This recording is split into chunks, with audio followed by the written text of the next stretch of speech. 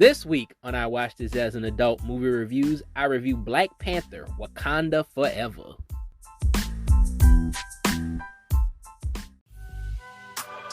So what would happen if four friends from Best Buy decided to create the greatest podcast in the world? You would get Underground Nerd Nation, of course. We mainly talk about topics related to nerd culture and pop culture, but you never know where our conversations may take us. Like the time we got in a debate over grading scales. You're bound to have a good time with Underground Nerd Nation, so come join the Underground. We got beer and pizza down here.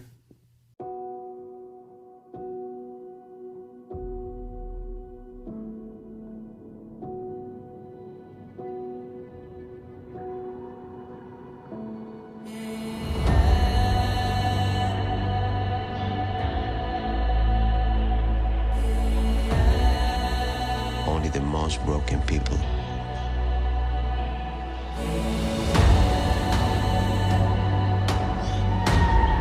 can be great leaders.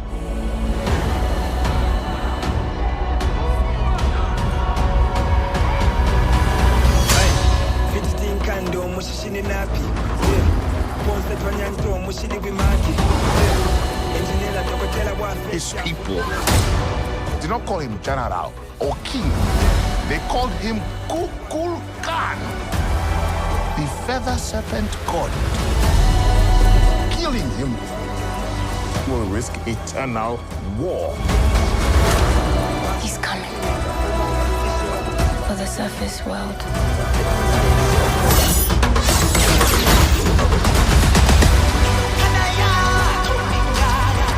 We know what you whisper. They have lost their protector. Now is our time to strike.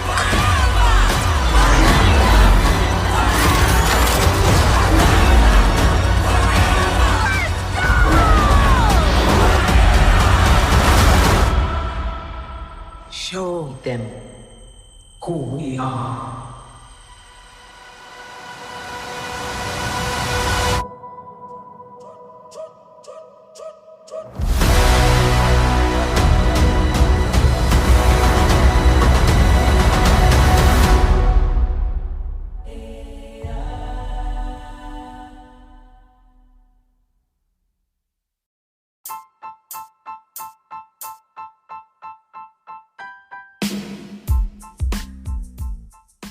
Hello and welcome to a special episode of I Watched This as an Adult Movie Reviews.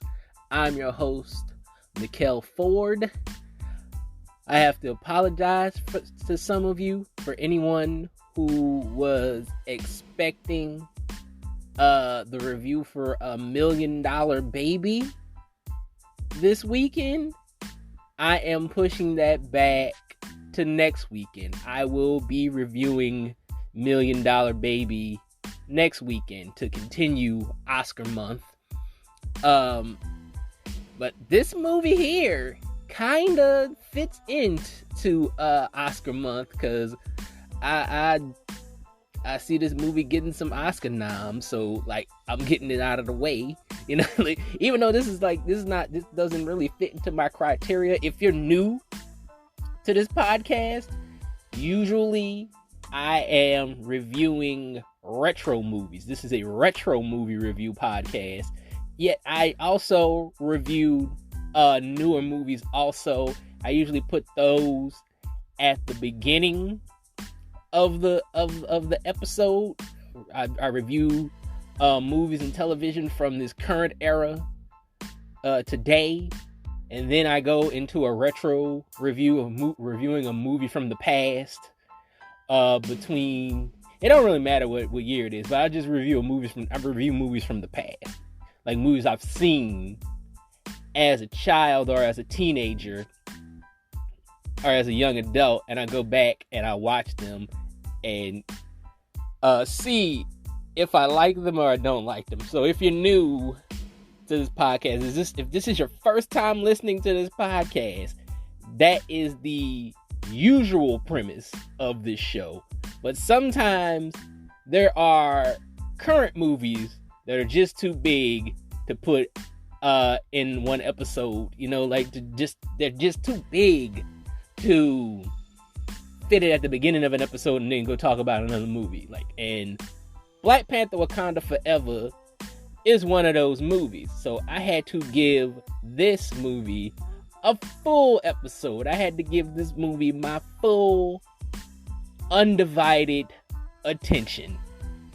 Because I got a lot to say about this movie. I got my notes sitting in front of me right now. And I wrote pretty much a goddamn book. I wrote the Gettysburg Address about Black Panther Wakanda Forever. Honestly. But yeah, so $1 Million Baby is going to be next week. If you want to catch up on me and follow me and what I'm doing, you can follow me on Twitter at WatchedPod. If you still have Twitter.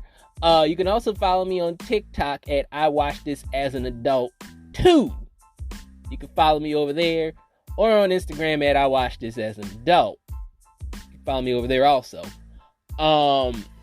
If you want to be Facebook friends with me, follow me, Mikkel Ford. That's it, Mikkel Ford. You know, and I can send you guys links to the podcast whenever they upload. So those are the 4 ways you can get in touch with me and figure out what I'm doing with this podcast. But anyway, let's get to Black Panther Wakanda Forever, shall we? I had a day to sit with this movie and analyze it, and I woke up this morning still having the same feelings about this movie. Now, heads up, this is going to be a spoiler review. If you don't like spoilers, I do have another Black Panther Wakanda Forever review. I have my first reactions review that is also on the podcast. You know, I have an extra review on my page. Also, yeah, before I get in there, I do have a website. You know, go follow me over there. I Watch This As an Adult. You know, you can go over there. But and that's enough plugging. I'm done with all the plugging. But I do have a non-spoiler review. If you want to go check that out. So if you don't like spoilers, go check that out instead. But I gotta spoil this movie. I really do. I don't usually do spoilers, but this movie deserves to be spoiled because I know a lot of people are on the fence about watching this movie. And I just don't want people wasting their time and their money if they don't get what they want. You know, I don't want people doing that. But if you don't like spoilers and you just want to go in blind and you don't care what happens, go watch that review. Go watch the other review I put out. And then come back. When you see the movie, come back to this review. Like I said, didn't want people wasting their time because this movie has a lot of controversy going into it after the death of Chadwick Boseman and with the fact that Marvel said they wouldn't recast T'Challa, which was a split decision from Ryan Coogler, which after watching this movie, I am confident in saying that it was the wrong decision. So that's what I think wholeheartedly. I think it was the wrong decision. So let me tell you right now, before I even start this review, I'm going to tell you guys right now, I might piss off a lot of people with my review of this movie.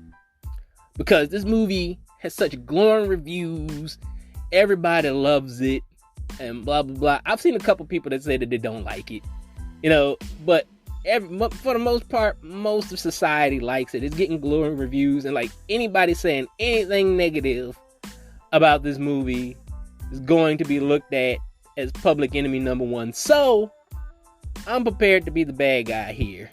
Okay? Let's get the elephant out of the room.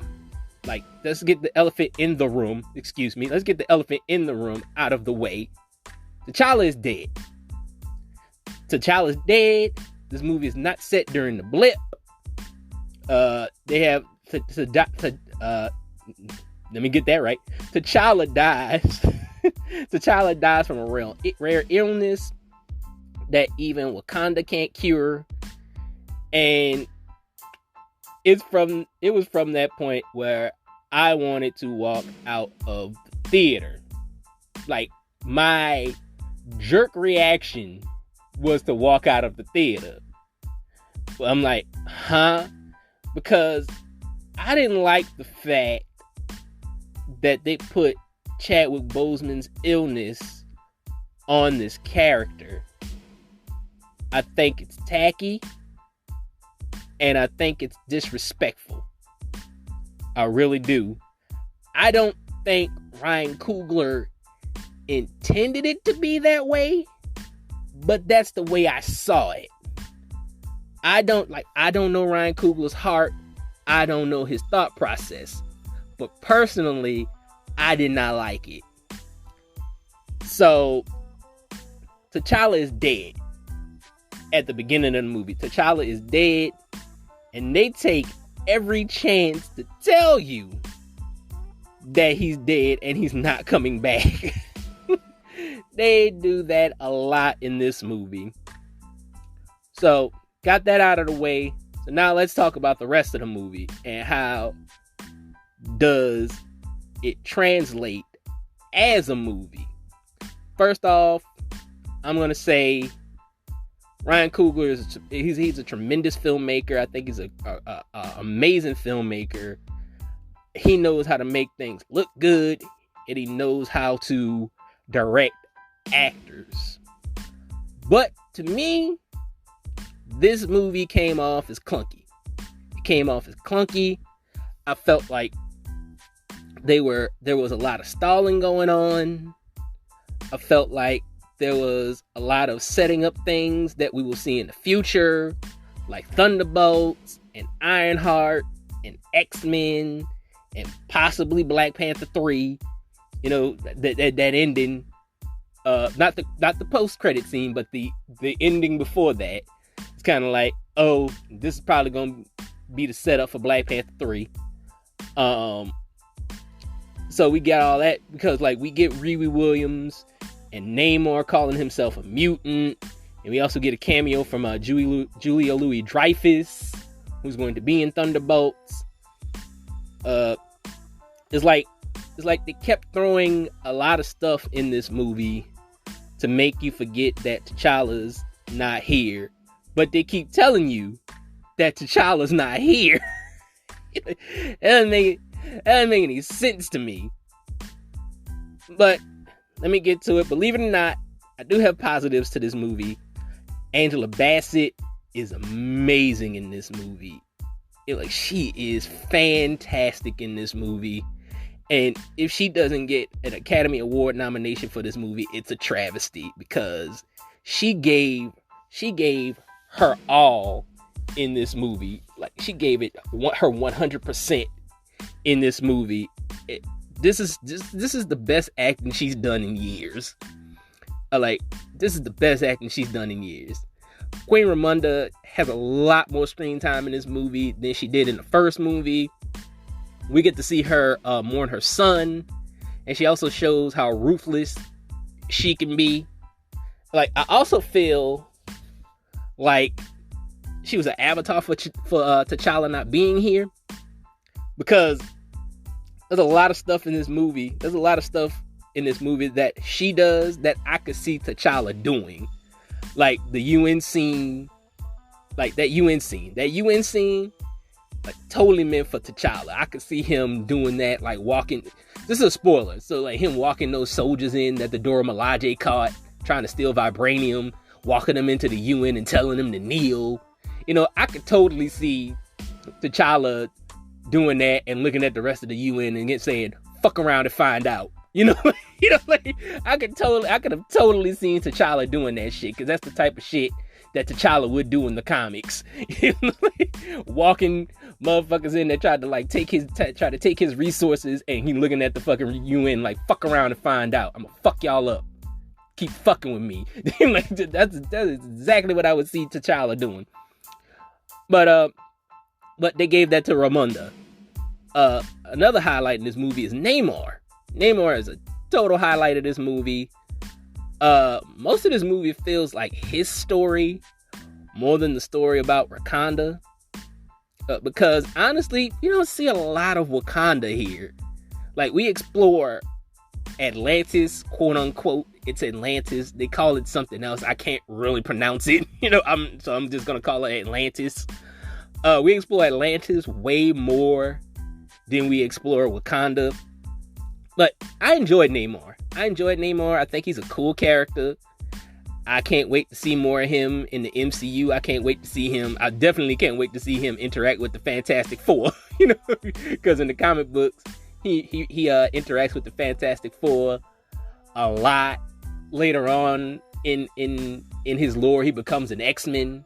Because he is a mutant, he becomes a member of the X-Men. Like, he does a lot of things. So can't wait to see what the future holds for this character.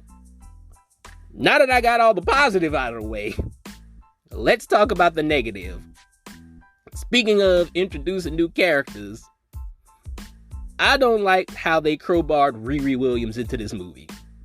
I didn't like it at all. I felt like she was totally out of place. She was pretty useless. Okay, she seemed pretty useless to me. She didn't need to be here, because like, she was supposed to be a plot device, and then halfway through the movie they forget about her. because Namor is after her. I think that was something, I forgot what was going on at one point. I think he was saying like there's like a machine or something that was like ruining his ecosystem or something like that. I kind of forgot. I'm sorry. And he was like, I need to kill the scientist. And the person that built this, that ended up building this, was Riri Williams. And so his whole goal was like, I'm a killer. And halfway through the movie, he forgets about that shit. He's like, oh, fuck her. I'm coming at the Wakanda. So like, it was after a while, he forgot about Riri. And moved on to something else. Like I said, like, she didn't need to be here. She served no purpose here. Like, I felt like they could have saved her for Armor Wars with Don Cheadle. Like, she was not needed in this movie. And also, we don't get a lot of Okoye and M'Baku here. Like, who, other than T'Challa, are my two favorite characters in this whole franchise. But they get shafted and sidelined like halfway through this movie. Like, they show up again for the final battle, but they're gone for most of the movie. like Okoye has like one dope ass fight scene. M'Baku fucks a couple of things up, and then after that, like, they're gone. They're gone for like the rest of the goddamn movie until like it's time for the final battle. Speaking of being gone for most of the movie, Nakia doesn't show up until like an hour into the movie. Like, she shows up like halfway through the movie. Like, it's gotta be like, I think like an hour has passed before Nakia shows up. So like, Nakia's not even like in the first half of the movie. On a side note, I want to be a man for a minute. Goddamn, Lupita Nyong'o was looking damn good in this movie. I'm not gonna lie. She was looking damn good. Like, it didn't help that they kept putting her in like these skin tight outfits too. Like, she's in these skin tight outfits. The booty was like, wow. Like, brother had to contain himself. Let's say brother had to not be an animal in the theater. You know what I'm saying? had to sit back and watch. Yeah, but anyway, so apparently she was gone for 6 years and hasn't had any contact with Wakanda in that time frame. Like, she doesn't even show up to T'Challa's funeral, which, when we get to that post-credit scene, I have a problem with that. There's something not right with that, but I'll get to that later. One thing you probably noticed is I have not talked about Shuri yet. And that's because she is the dullest character in this movie.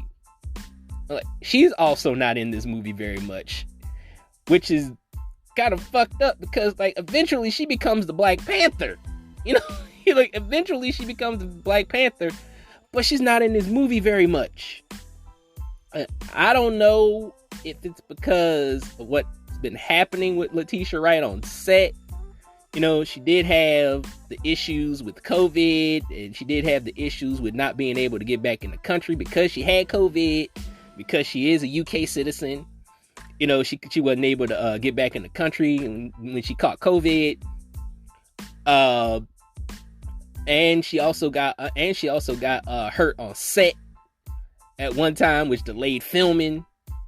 So that's like probably the reason we don't see her very much, which is more of a reason to recast T'Challa. Because let's not forget that she didn't want to take that COVID shot. And she's a conspiracy theorist. Oh, like, she's a conspiracy theorist. Like, do you really want that leading your $1 billion movie franchise? Like, do you? Like, you want a conspiracy theorist at the helm of one of your most successful franchises in the MCU? Is that what you want? Honestly, her and Evangeline Lilly could kick rocks. You know, like, you know, yeah, both of them, because Evangeline Lilly's crazy too. They're both kind of out of their mind. You know, they're not stable up there in the head. Both of them. They say a lot of crazy shit online. But anyway, but yeah, the person who was supposed to be your Black Panther is barely in the movie. This movie really falls apart towards the end. First, they kill Queen Ramonda, which I think was a huge mistake, very big mistake, because now Shuri has lost her father, her brother, and her mother, so she has no family, which is something that we already did with Thor. Like, that's Thor's storyline. You know, so you're pretty much recycling old storylines. You know, so we got two. So now we got two characters in the MCU that have no family. Killmonger is here. You're like, or should I say, the ghost of Killmonger? Like, you know, Coogler had to hook his homie up with a cameo. You know that. You know them two like this. They stick together. But even in death, Killmonger is still an asshole. You know? Even in death, Killmonger is still an asshole. The show What If told us whatever they told us whatever universe Killmonger is in, he's still gonna be a dick. All right, so I guess the afterlife is no different, you know, because like he tries to corrupt Shuri in the spiritual plane. When she goes to the spiritual plane, the ancestral plane, like she sees Killmonger. She was trying to see her mother, but she sees Killmonger, and Killmonger's like, nah, you got to take these motherfuckers out. You know, like, they killed your mama. You know, hi auntie. You know, they got to die. You know, so he ain't got hi auntie in here. He got sup little cousin. That's his catchphrase in this one. But yeah, he tries to corrupt Shuri. So she becomes a more vengeful Black Panther, but we really don't get any time to explore that correctly because it happens towards the end of the movie. It happened towards the end of the movie. So, like, she's out for blood at one point, and then she's all buddy-buddy with Namor like 20 minutes after they tried to kill each other. Like, cause they literally tried to kill each other. Like, she burnt Namor up. He stabbed her in the stomach with a spear. You know, he stabbed her in the stomach with a spear. And then, like, 5 minutes later, they're like, alright, we cool. You know what? You know, that's what they did. It was just like, and they don't even like extrapolate on that or nothing. They just like, yeah, Wakanda and Atlantis are cool. You know, like we're not beefing no more. They stay under the water. We stay over here. That's how it's gonna be. You know, they're like, so there's no Dr. Doom in the background pulling the strings like everybody said. There was a couple of rumors saying like, oh, it's Doom. Dr. Doom is doing all of this. He's making them fight each other. And then at the end, Doom's gonna come out and like, haha, it was me all along and all this shit. But no, we don't get that. So like, there is no real villain in this movie. And I can't really count Namor as a villain because he's more of an anti-hero. You know, like he was just doing what he thought was best for his people. He thought somebody was harming his ecosystem. He thought somebody was harming his people. So he had to go protect his people. Anybody would do that. So I don't really blame Namor for doing what he did. You know, I can't really hate Namor for what he did. You know, but so like he had a valid reason to do what he did. You know, but like he's not really a villain. You know, he's not a villain. So he's like I said, he's more of an anti-hero. That's what I said. Like he was just doing what he thought was best for his people. Let's get to that post-credit scene. The thing that pissed me off walking out of the theater. So, let's get to this shit. So, we get Shuri sitting on a beach by a fire, reminiscing about T'Challa. We get old footage of Chadwick Boseman flashing before our eyes. You know, like they show like old footage of him as Black Panther and blah, blah, blah, blah, blah, and all that. Then, Nakia walks up with this boy. He has to be about 10 years old. And she says that this is T'Challa's son, T'Challa Jr. And that's when I rolled my eyes and walked out of the goddamn theater. You know? Because that scene felt so fucking forced. They were talking about reshoots. They were like, oh, we doing reshoots. We went back to the set to go do reshoots. We gonna put some new stuff in the movie. I think that was it. That was the reshooting they were doing. Just to crowbar T'Challa's son in the movie. I think that was the reshoot. Because usually, a lot of times, post-credit scenes are reshoots. They're like, oh, we didn't have this in the movie. We're going to throw it in at the end. You know? So, I think that's what they did. Those were the reshoots. Because everybody thought, because a lot of people who are fans of T'Challa, they were like, oh, they're going to put T'Challa in at the movie. Because a lot of people thought it was during the blip. They were like, oh, he's going to reanimate back. And he's not dead. And we're going to find out all this shit happened during the blip. Like, oh shit, it happened during the blip. You know, some shit like that. Like I said in my non-spoiler review, I was like, you think that Doctor Strange is gonna show up and be like, hey, the Avengers need your help, and T'Challa's gonna get up and it's a new actor and they're gonna go help the Avengers fight Thanos or some shit. But no, that's not what happened. That's not what happened. They crowbarred a son for T'Challa in this movie. And I'm like, this is some fucking bullshit. You know? This is some fucking bullshit. I hated it. I fucking hated it. Oh my God. And they try to explain away a lot of shit because like Shuri didn't know that she had a nephew. Shuri didn't know. Ramonda knew that she had a grandson. You know, like I said, this kid looked like he's 10 years old. They said that Nakia was away for 6 years. She was away for 6 years. How the hell she got a whole 10-year-old son? Seriously. How the fuck does she got a whole 10-year-old son? And now this shit is in the goddamn MCU, and they can't take it fucking back. They can't take it back. This is something we gotta fucking deal with. Oh, God. But overall, I found the movie very, very clunky, very disappointing. After watching it, I felt like they could have waited. I felt like they could have waited 2 or 3 years to make this movie. Like, get all your mourning out of the way off camera. Get all your mourning out of the way off camera. And then cast a new actor in the T'Challa role. And let's keep this shit moving. Because on the other side, in the same company, William Hurt died. And he was playing Thunderbolt Ross in the MCU. And that character has a huge story arc going forward. I mean, Captain America, New World Order.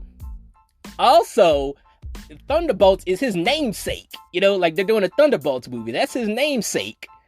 So, most likely he's going to be in that too. You know, so... But when it comes to William Hurt as Thunderbolt Ross, they recast that character with the quickness. Like, I think William Hurt was like dead for 6 months, and then they said that Harrison Ford was the new Thunderbolt Ross. Like, that fast. Like, dude's body wasn't even settled into the ground yet. And they were like, yeah, we got a new Thunderbolt Ross. You know, so like, what does that mean? So is William Hurt's life less valuable than Chadwick Boseman's life? I mean, what's the message we're sending here? You know, what's the message we're sending here?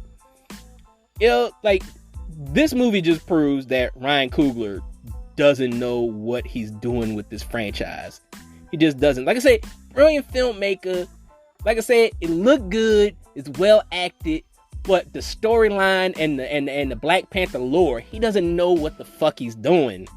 He doesn't know what he's doing. And like, I feel like the Russo brothers would have been a better choice for these movies, because like they actually seem like they care about the T'Challa character. They do. They actually seem like that, because the only time that character's ever been worth something and been a badass is when the Russo brothers were directing him. You know, that's the only time.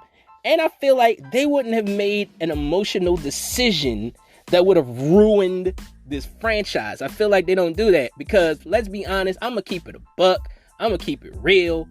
White people don't let emotions get in the way of business. Is not what they do. You're like, yeah, they would have been sad. They would have been sad that man is gone and all it is. Like, because the Russos have worked with Chadwick on many occasions, and they seem to like him. They seem like they had a very good rapport with each other. I think they were even like production buddies, you know, like they were production partners with Chadwick Boseman. You know, when Chadwick was starting to produce movies, he had the Russo brothers as his partners. So like they had to have built a relationship with each other. You know, like, because honestly, he was around them more than he was around Ryan Coogler. Honestly. But I felt like they would have handled that situation better than Ryan Coogler did. And this movie just killed Black Panther for me, honestly. It just did. Like I said, been a Black Panther fan since I was 9 years old.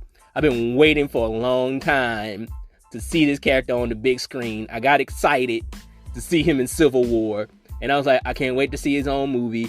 His own movie is alright. It's got its problems, but it's not as bad as this one. You know, it's not as bad as this one. You know, and like, I just feel like he ruined this franchise for me. He just ruined the franchise. Like I said, it just doesn't feel right. You know, it doesn't feel right.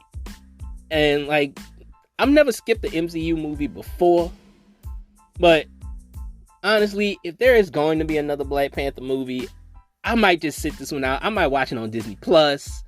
You know, I'm probably not gonna waste money on it. I'm not gonna go to the theater to go see it. I don't know.